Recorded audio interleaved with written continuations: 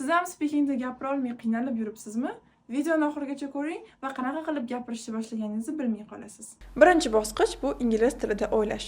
O'quvchilarning asosiy muammolaridan biri bu ideya bo'lsa ham tarjima jarayoni uzoq muddat olishi.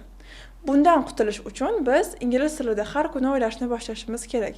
Ya'ni kunlik qilayotgan ishlarimiz, oilamiz haqida, odamlarning gap so'zlari yoki o'zimizning gaplarimizni ingliz tilida o'ylashni boshlashimiz kerak. Ikkinchi bosqich bu o'zingizni video yoki voice record qilib borishingiz hisoblanadi. Ko'p o'quvchilarning asosiy muammolaridan biri bu odamlarning oldida gapira olmaslik hisoblanadi.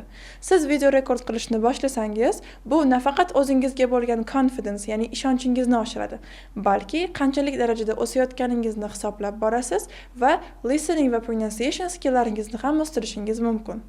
Uchinchi bosqichdagi asosiy muammo bu lug'at va grammatikani yoddan chiqarib qo'yish va to'xtab qolish. Bu holatda sizga fillerlar Yo'q, aynan mana shu fillerlar yordamga keladi.